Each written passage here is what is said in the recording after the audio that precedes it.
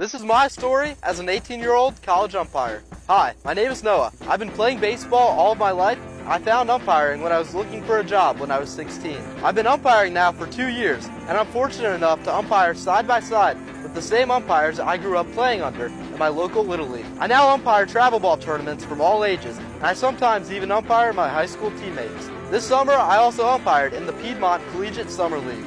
I'm about to start college and will continue to umpire and work my way up. Follow the Umpire channel to follow my journey, and for so much more. Noah Katz. He only started this channel for 3 months. He already has 22,000 followers and 500k of likes. His channel is mostly about the thing of baseball umpire. Let's welcome Noah Katz. What's up, Noah? What's up? Nothing much. I'm trying to, it's been a long day, I'm telling you. You doing fine? Yeah. Today's a good day. Yeah. Great. So why don't we just start to our topic right now? I want to dig in more about you as a human being, okay?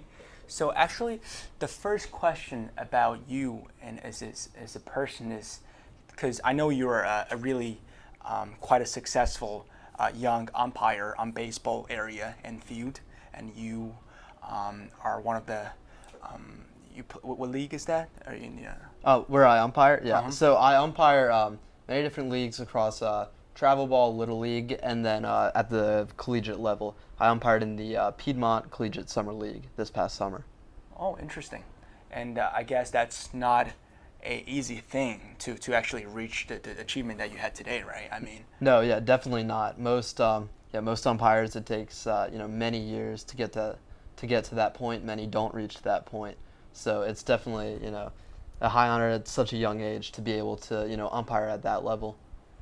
Cool. So I'm actually curious myself. Like, what made you decide to choose this umpire as an occupation? No matter what it is right now, right? As a dream or a path. Yeah, definitely. So I've been playing baseball all of my life. I started when I was very young, 4 years old. I always really enjoyed it, and then as I got older, I was starting to look for a job. My first job was working at a retirement community in the kitchen. Worked there for a while, really enjoyed it. Then the kitchen got shut down due to COVID. So looking for a new job, and as I was playing baseball, I was talking to the umpires. These umpires who I'd gotten to know and really respect and enjoy talking to. They said that when I turned 16, at my local Little League that I'd been playing, in throughout all my years of baseball, I could be an umpire.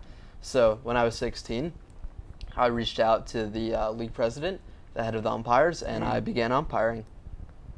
Wow. Sounds like a fantastic journey for you, that every steps that you choose is all like the right step or like the proper one, Definitely. That make you to who you are right now, basically. So what is the most crucial thing, right, that you learned from being an umpire? And if you can give us like a story or an example, that would be fantastic. Definitely. So there are several things about being an umpire. A lot of this comes back to my experience as a college umpire, and you have to have absolute confidence in yourself. When I'm 18 years old, I'm going to a college game to umpire. All of the players, they're bigger than me. They're D1 players. They're playing at big colleges on academic and baseball scholarships.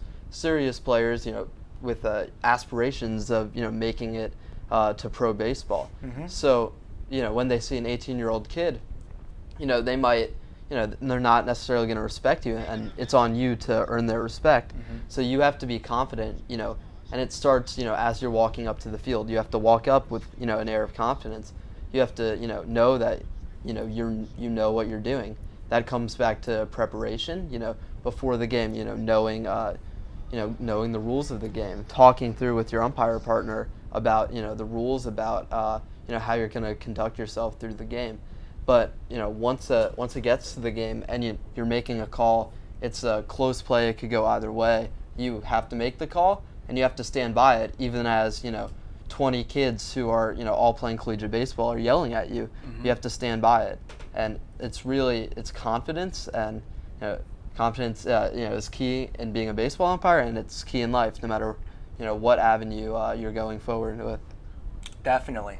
I bet it's actually really hard to stay fast your decision on a kind of like controversial call, in Definitely, the game. and that happens all the time, and you just have to stay confident. Mm-hmm. If there was a mistake, the coach is more than able to, respectfully ask for time, come out, talk to you, and then you talk to your partner and see if your partner had a better angle.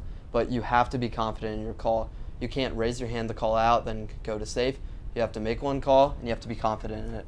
So I do understand this kind of way of, because obviously you're still 18, Yes. and compare with a lot of college students who are actually over the age of 18, and they can be really like emotional sometimes on the call, right? Like Right. You're living like, so I guess it's really hard. So I presume it's really hard too. Definitely. So what is you said you were a baseball player before. Yes. What is the differences between a baseball player and being a umpire on baseball? Yes. So, baseball player, you're playing the game, you're there to have fun, to enjoy the game, to get better. It's up to you, what level of seriousness. What level of seriousness, you're going to go into the game. But, when you're an umpire, it's a little bit different, It depends on the age of which you're umpiring, and it changes, kind of how you conduct yourself. If you're umpiring a 10U, baseball game, and a kid needs help tying his shoe, you tie his shoe, which obviously, things like that you wouldn't do at the collegiate level. So it's really a difference in, understanding your place, understanding your role, and being there for the right reasons. Like who influenced you the best or the most? And as a human being, as a person, or as an umpire, who this is this figure of you? Definitely. So as any person should, you have to go out and reach out to mentors, and even mentors who you might think are well beyond the level of which you operate in. So I both for my content wise for the Umpire channel and for my actual umpiring, I reached out to a former MLB umpire by the name of Al Clark. Al has had a historic career in Major League Baseball, 26 professional seasons. He's umpired World Series games, and you think that person is out of your reach. He's out of your reach, huh? Right? But when you put in the work to really reach out to them, you tell them who you are, what you're doing, that you're interested in what they did with their career, and you're passionate about it, and you reach out, you say, I respect you, I want to learn from you, can we please set up a time to talk? You give them a specific time, you don't leave it open-ended. So I did that with Mr. Clark, and I was able to interview him for the Umpire channel, and I've talked with him many different times about umpiring, about different really everything about umpiring, from the mechanics of umpiring to the mentality that you have to be while umpiring, to what we can do as content creators to further promote being baseball umpires. And me and Al, we regularly text and email now, and whenever I'm back home in Virginia, we'll continue to talk. So finding a mentor is extremely important, and you really have to put in the effort to do that. Such an important, such a key thing. That's a great way of reaching out to the people that you never thought that you can actually reach out to. Definitely. And they're actually here trying to help you, right. Trying to help young people. I saw one of the content that you create on TikTok is about how you interview Clark, about how he thinks about the system and stuff like that. That was a great one, by the way. Yeah, really thank nice you. job. Thank you.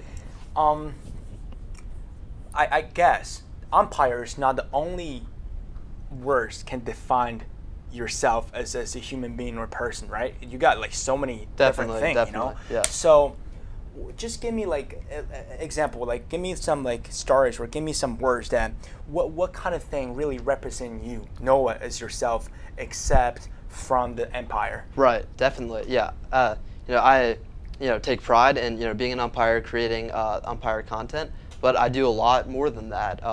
some of the things that really represent me has been like my dedication to charity. When I was a freshman in high school, Yes. I started the Students of the Year competition run by the Leukemia and Lymphoma Society. This is a 7-week contest where you can essentially fundraise through any means. And I built a team of my peers. We hosted fundraising events. The kind of staple fundraising event of my campaign was a TED Talk given by a former NASA scientist who was actually the lead on the human mission to Mars.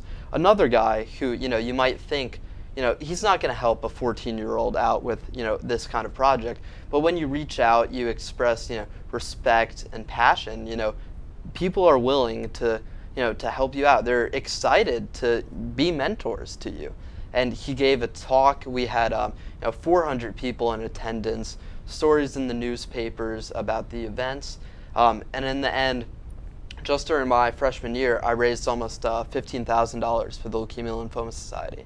Oh my gosh. Yeah, and that definitely, it wasn't the end. I learned from that kind of, I love all of the different things that went into the Students of the Year competition, fundraising, organizing event, community organizing, building a team, promoting my events, my fundraising through social media, making videos, video editing, and I've kind of used all of those skills, what I think of as me, and have used that in what I've done for the rest of my life. And so during my sophomore year of high school, I actually started a spike ball tournament organization called Williamsburg Grounded to host spike ball tournaments. And we hosted a charity spike ball tournament called Spike for the Cure. We've hosted now 2 annual Spike for the Cure tournaments, and I will continue to host Spike for the Cures every year. And we've raised another $5,000 for the Leukemia and Lymphoma Society. Oh my gosh. So I will, continue, my dedication to fundraising for the Leukemia and Lymphoma Society through, fundraising through Spike for the Cure every year, and through Williamsburg Grounded and hosting tournaments. That sounds fantastic.